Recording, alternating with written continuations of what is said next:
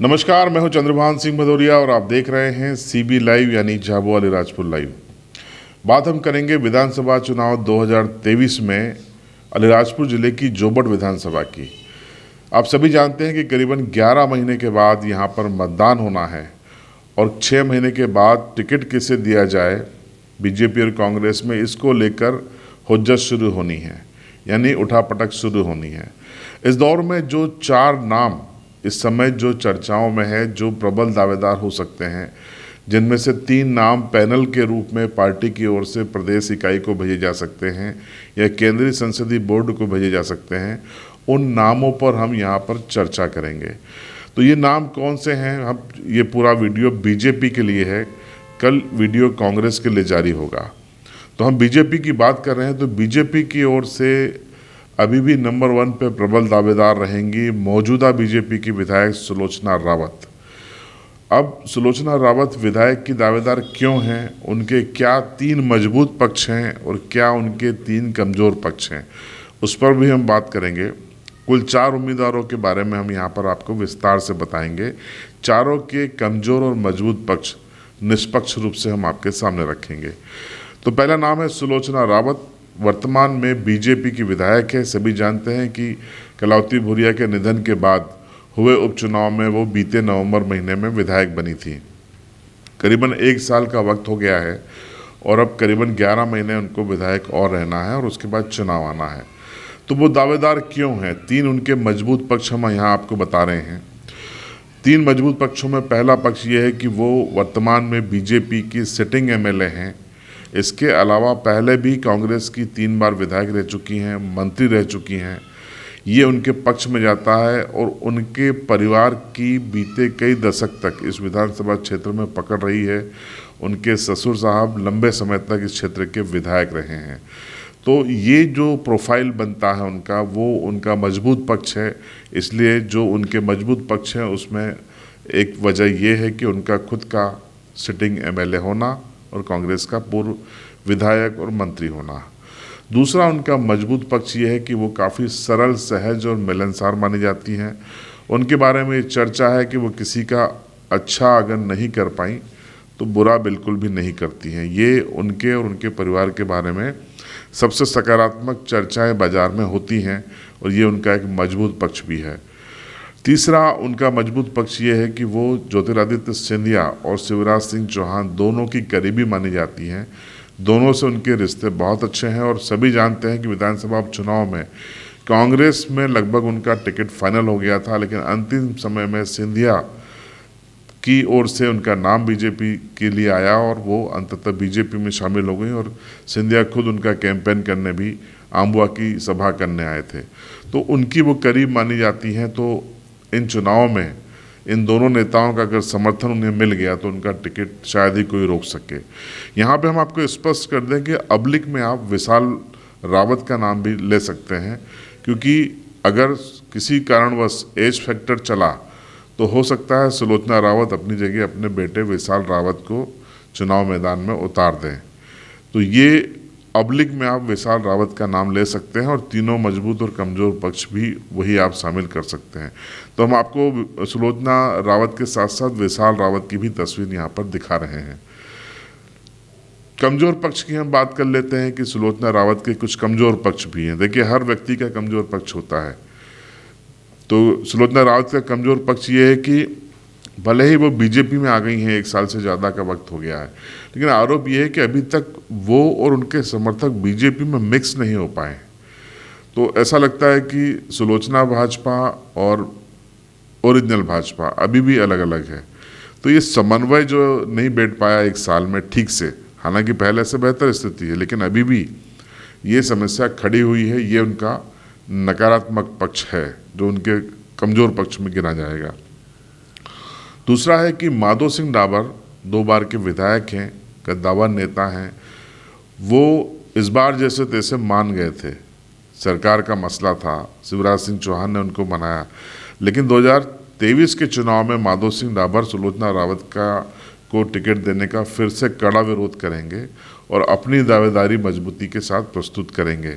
ये उनका कमज़ोर पक्ष है। सुलोचना रावत का, क्योंकि माधो सिंह डाबर फिर से उनके सामने एक बार राइवल के रूप में खड़े होंगे। अन्य जो कमज़ोर पक्ष है उनका तीसरा वो ये है कि कार्यकर्ताओं के साथ संवादहीनता की स्थिति अभी भी बनी हुई है। संवाद कम है उनका, ऐसा कार्यकर्ताओं का आरोप है, खासकर उन कार्यकर्ताओं का जो पहले से, उनके आने से पहले ही बीजेपी में थे। तो ये संगठन में जब उनके नाम की चर्चा होगी तो ये जो पक्ष है ये सुलोचना रावत, विशाल रावत के खिलाफ जा सकता है। तो ये हमने आपको बताया कि क्या स्थिति होगी, क्या मजबूत पक्ष हैं, क्या कमज़ोर पक्ष हैं। बीजेपी के दूसरे प्रमुख दावेदार हैं माधो सिंह डाबर, एक्स एमएलए हैं, शिवराज सिंह चौहान के करीबी हैं, प्रशासनिक अनुभव भी रखते हैं, पहले कांग्रेस में थे और अब बीजेपी में हैं बीते 20 सालों से। तो क्या है माधो सिंह डाबर के मजबूत पक्ष और क्या है उनके कमज़ोर पक्ष, हम उस पर चर्चा कर लेते हैं। सभी जानते हैं माधो सिंह डाबर पढ़े लिखे हैं और पहले जनपद अध्यक्ष भाबरा रहे। उनकी पत्नी बीते 20-25 सालों से नगर परिषद आज़ाद नगर की अध्यक्ष हैं। इस बार उनके मजबूत पक्ष में यह है कि वो 2 बार एमएलए रह चुके हैं, उनको प्रशासनिक और राजनीतिक अनुभव है और इस समय उनको शिवराज सिंह चौहान और सांसद गुमान सिंह डामोर का बेहद करीबी माना जाता है। ये उनका मजबूत पक्ष है। दूसरा उनका मजबूत पक्ष ये कि पार्टी ने उनको 2021 के उपचुनाव में ये बोलकर सुलोचना रावत के पक्ष में काम करने को कहा था कि पार्टी उनका खास तौर पर ध्यान रखेगी और उनको सम्मानजनक पद दिया जाएगा। अब सम्मानजनक पद के रूप में किसी निगम का तो उनको अध्यक्ष बनाया नहीं, तो फिर 23 के चुनाव में हो सकता है पार्टी उनको फिर से रिपीट कर दे या फिर से विधायक पद का टिकट दे दे। तो पार्टी इस तरीके से उनका ध्यान रख सकती है अगर पार्टी के बयानों पर हम गौर करें तो। तीसरा उनका जो मजबूत पक्ष है वो ये है कि वो आज़ाद नगर का जो इलाका है, आज़ाद नगर, बर्जर, आम्बुआ, इस इलाके में उनकी पकड़ मजबूत है और जोबट क्षेत्र में उनकी प्रभावी उपस्थिति तो नहीं कहेंगे लेकिन उपस्थिति और कार्यकर्ताओं के बीच में उनका नाम ये काफ़ी ठीक ठाक ढंग से लिया जाता है। ये उनका मजबूत पक्ष है। कमज़ोर पक्ष भी ये है कि नंबर 1 जो कमज़ोर पक्ष है कि सुलोचना रावत वर्तमान में सिटिंग एमएलए है और बगैर किसी वजह से उन सिटिंग एमएलए का टिकट क्यों काटा जाए ये पार्टी भी सोचेगी, क्योंकि उनको बहुत ज़्यादा वक्त हुआ नहीं है। तो यही बात उनके आड़े आ सकती है, क्योंकि सुलोचना रावत भी सिंधिया कैंप के करीबी मानी जाती हैं और शिवराज सिंह चौहान से भी उनके रिश्ते अच्छे माने जाते हैं। तो ये माधो सिंह डाबर की राह में थोड़ी सी दिक्कत होगी यहाँ पर, ये उनका कमज़ोर पहलू है। दूसरा है माधो सिंह डाबर की उम्र और जो बीजेपी का फार्मूला है कि एक फार्मूले के बाद बीजेपी टिकट काट देती है, अचानक कोई निर्णय ले लेती है, हालांकि कोई लिखित तौर पर संविधान नहीं होता। तो ये जो है ये उनके आड़े आ सकती है। और ज़िले में कम से कम 2 ऐसे गुट हैं बीजेपी के जो माधो सिंह डाबर के नाम का विरोध कर सकते हैं। सभी जानते हैं कि गुटी राजनीति से अलीराजपुर में बीजेपी भी अछूती नहीं है। दावे भले एक होने के करें, एक परिवार में बर्तन खटकते रहते हैं, इस जुमले के सहारे आप गुटबाजी को खारिज करें, लेकिन सच्चाई यही है कि गुट है। तीसरी महत्वपूर्ण चीज़ है कि विपक्षी कांग्रेस के नेताओं से उनकी नज़दीकियाँ रही हैं और अक्सर ये देखा गया है कि माधो सिंह डाबर उतने मुखर कांग्रेस के खिलाफ नहीं होते जितने कि अन्य नेता मुखर हो जाते हैं। तो ये चीज़ जो है संगठन तक भी बातें गई हैं और इस बार भी कई उनके विरोधी संगठन तक ये बातें पहुंचा सकते हैं कि साहब उनकी बात तो कांग्रेस से भी चल रही है और ये चीज़ें उनके खिलाफ जा सकती हैं। एक अन्य नाम है दीपक चौहान। दीपक चौहान जोबट की राजनीति करते हैं, नगर परिषद के अध्यक्ष रहे हैं, एक बार उनकी पत्नी अध्यक्ष रही हैं और पिछले चुनाव में भी उन्होंने दावेदारी की थी, पैनल में नाम भी गया था, उपचुनाव में भी उनकी दावेदारी थी लेकिन टिकट नहीं मिल पाया। 2023 के चुनाव में भी वो दावेदारी करेंगे, उनके समर्थक सक्रिय होंगे। तो जो मुख्य बिंदु हैं जो उनके पक्ष में जाते हैं, मजबूत पक्ष हैं, वो ये हैं कि वो जोबट नगर परिषद के 2 बार अध्यक्ष रहे हैं, एक बार वो रहे, एक बार उनकी पत्नी रही हैं और माधो सिंह डाबर के साथ साथ रमेश मेंदोला के वो करीबी माने जाते हैं। ये बहुत कम लोग जानते हैं कि रमेश मेंदोला के भी वो करीबी माने जाते हैं। तो संगठन तक लिंक मेंदोला के जरिए उनकी पहुंच बनती है। दूसरा है कि वो मौन रहकर काम करते हैं। माधो सिंह डावर को अगर पार्टी किसी कारणवश 2023 में टिकट नहीं देती है तो माधो सिंह डावर दीपक चौहान के पक्ष में आकर खड़े हो सकते हैं और उनको टिकट दिलवाने की पूरी कोशिश कर सकते हैं। ये दीपक चौहान का मजबूत पक्ष है। तीसरा है कि प्रशासनिक अनुभव दीपक चौहान को ठीक ठाक है। पहले शिक्षक भी रहे हैं, निजी स्कूल के संचालक भी हैं और शांत रहकर वो काम करते हैं। ये उनका मजबूत पक्ष है। अब उनके कमज़ोर पक्षों की बात कर लेते हैं। हाल ही में उनकी धर्मपत्नी जो अध्यक्ष थी वो जोबट में वार्ड मेंबर का चुनाव हार गई हैं। नगर परिषद जोबट पर फिर से उनका कब्जा करने के जो उनके सपने थे वो धराशायी हो गए। ये उनका नकारात्मक पक्ष है। दूसरा महत्वपूर्ण पक्ष है कि सुलोचना रावत और नागर सिंह चौहान शायद उनके नाम का 2023 में विरोध कर सकते हैं। प्रमुखता से विरोध जोरदार तरीके से कर सकते हैं कि इनको टिकट न दिया जाए। तीसरा है कि जोबट शहर से बाहर अभी दीपक चौहान को अपनी पहचान बनानी है। बाहर निकलना होगा, पहचान बनानी होगी, तब जाकर उनकी दावेदारी मजबूत हो सकती है। बीजेपी के अन्य दावेदार में इस वीडियो में अंतिम नाम है मांगीलाल चौहान का। मांगीलाल चौहान उदयगढ़ क्षेत्र से आते हैं। 2 बार जिला पंचायत के सदस्य रहे हैं। संघ और बीजेपी से जुड़े हुए हैं।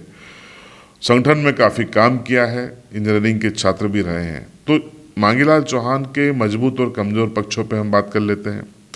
मजबूत पक्ष है कि उदयगढ़ क्षेत्र से 2 बार जिला पंचायत के वो सदस्य रहे हैं। गांव में सरपंच रहे हैं। प्रशासनिक अनुभव उनका अच्छा है। ये उनका मजबूत पक्ष है। दूसरा मजबूत पक्ष है कि उन्होंने संघ और बीजेपी संगठन में काम किया है। बीजेपी में वो पदाधिकारी रहे हैं। जिला स्तर पर महामंत्री का दायित्व उन्होंने निभाया है और संघ का भी उन्होंने प्राथमिक वर्ग किया है। तो ये उनके पक्ष में जाता है, संघ से जुड़ाव। और तीसरा है कि बड़े नेताओं की दावेदारी अगर आपस में उलझी, सुलोचना रावत, माधो सिंह डावर, तो इस झगड़े का लाभ अगर किसी तीसरे को मिल गया तो उनमें इनका नाम भी शामिल हो सकता है। 2 बड़े नेताओं की झगड़े में मांगीलाल चौहान को फायदा हो सकता है। ये इनका मजबूत पक्ष है। कमजोर पक्षों की बात कर लेते हैं। मांगीलाल चौहान की नंबर 1 है उदयगढ़ क्षेत्र के बाहर अभी इनको अपनी पहचान बनानी है। यानी कि जोबट विधानसभा क्षेत्र खट्टाली, जोबट, आंबुआ, कट्ठीवाड़ा, भाभरा, बर्जर, सेजावाड़ा, इस पूरे इलाके में फैला है। तो उदयगढ़ क्षेत्र में तो इनका अच्छा खासा प्रभाव है। जिला पंचायत सदस्य 2 बार बने हैं, लेकिन बाहर इनको अपना प्रभाव बढ़ाना पड़ेगा। हालांकि अभी वक्त है तो कोशिश की जा सकती है, लेकिन फिलहाल ये उनका कमजोर पहलू है। दूसरा है कि माधो सिंह डावर उनके घोर विरोधी माने जाते हैं। किसी भी तरह से माधो सिंह डावर उनको टिकट दिए जाने का विरोध करेंगे। साम दाम दंड भेद अपना कर भी इनको टिकट देने का माधो सिंह विरोध करेंगे। तीसरा कमजोर पहलू कि ऐसा कोई बड़ा नेता प्रदेश का इनके समर्थन में नहीं है जिसका हाथ इनके ऊपर हो, जिससे टिकट मिलने में इनको आसानी हो जाए। यानी इनको उच्च स्तरीय संपर्क अभी बनाने की ज़रूरत है। निर्भरता फिलहाल जिला स्तर के नेताओं पर ही है। ये इनके कमज़ोर पक्ष है। तो इस वीडियो में हमने आपको बीजेपी के 4 नेताओं सुलोचना रावत अब्लिक विशाल रावत, माधो सिंह डावर, मांगीलाल चौहान और दीपक चौहान के बारे में आपको बताया। ये संभावित दावेदार हैं। इनमें से 3 के नाम पैनल में जा सकते हैं। इनके कमज़ोर पहलू क्या हैं वो भी आपको खुल के बताए और मजबूत पक्ष क्या हैं वो भी आपको बताए। अब आपको क्या लगता है, कमेंट बॉक्स आपके लिए है। आप उसमें ज़रूर कमेंट्स कीजिए। आपकी पसंद का उम्मीदवार कौन हो सकता है और क्यों हो सकता है, और नहीं तो क्यों नहीं। अगला वीडियो जोबट विधानसभा क्षेत्र के कांग्रेस के दावेदारों पर आएगा। चैनल पर नए हैं, पहली बार अगर वीडियो देख रहे हैं तो चैनल को सब्सक्राइब जरूर कर दीजिए। आपको लाल रंग का एक बटन दिखाई दे रहा होगा, सब्सक्राइब या सदस्यता लें, उसको पुश कर दीजिए। एक घंटी आएगी, उसको दबा दीजिए। आप सीधे जुड़ जाएंगे। हमारे वीडियो लाइव आते ही, अपलोड होते ही आपको नोटिफिकेशन के जरिए सूचना मिल जाएगी।